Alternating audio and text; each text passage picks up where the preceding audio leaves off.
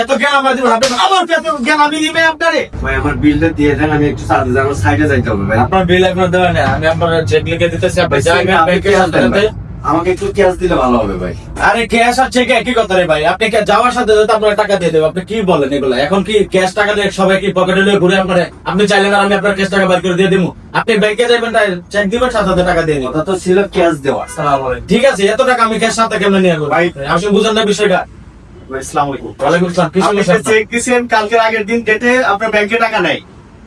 আগের দিন চেক দিলেন না, 2 দিন আগে চেক দিলেন না, আজকে আমি ব্যাংকে গেছি, আপনার ব্যাংকে টাকা নাই। আবার চেক দিয়েছি কয়েকবার, খালি রিটার্ন করে দিয়েছে। আপনার ফোন দিচ্ছি, ফোনটা পর্যন্ত ধরেন না। ফোন তো আপনার সাথেই আছে, দেখেন তো কতগুলো ফোন দিচ্ছি আমি। আরে ভাই আমি ব্যস্ত আছি। আরে ভাই 2 ঘন্টা দাঁড়াইছিলাম, আপনি ব্যস্ত ছিলেন, তা ব্যাংকে টাকা দিবেন না আপনি আপনি? গেছেন কখন ব্যাংকে? কেন আপনি বলছেন 3টা থেকে যাওয়ার কথা, আমি 3টা থেকে আমি 4টা পর্যন্ত আপনি লাগাইছি। তো সময় মতো যান না, এই কারণে আপনার ব্যাংকে আমি সময় মতো যাইনি না। এসব বাটপাটি সাটপাটি কই পেয়েছেন আপনারা?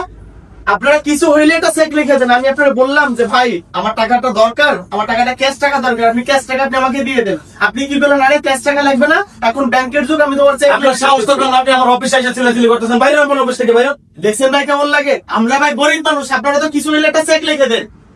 এত জ্ঞান আমার দিবেন আপনি আবার এত জ্ঞান আমি দিবে আপনারে? হ্যাঁ, আপনারা কোম্পানি হয়েছেন, কিন্তু কোম্পানি আসলে যারা আসলে আমরা কাজ করি, যারা লেবার, যারা লেগে কন্ট্রাক্টর করি, তাদেরকে ঠিক মতো সম্মান করতে জানেন না।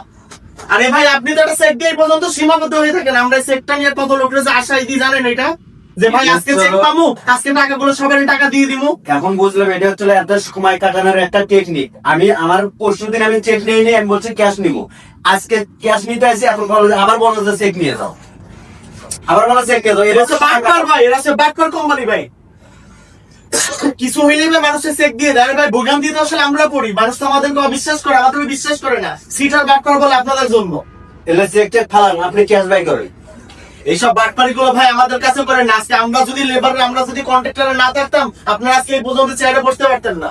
এটা একটা সম্মানী চেয়ার, সম্মানী চেয়ার সম্মান বজায় রাখেন। এসব বাটপারি কেন করবেন? আপনারা তো মালিকের কাছ থেকে ঠিকই তো টাকা পয়সা ঠিকই নিয়ে আসেন।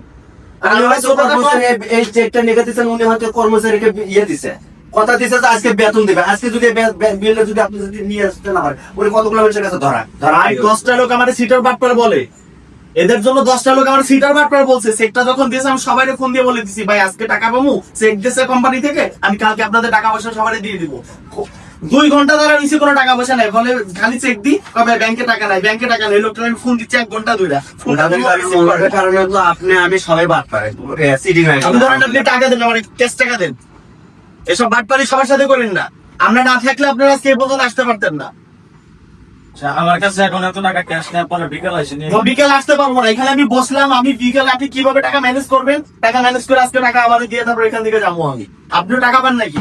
আমারটা ওই ক্যাশ করেন, আপনি ক্যাশ আপনি বসে থাকেন তো, এখানে বসেন, টাকা না দিয়ে আজকে যাবেন। চেক নিয়ে আসতে যাবো না, হাতে না আমি তো প্রমাণ পাইছি আজকে।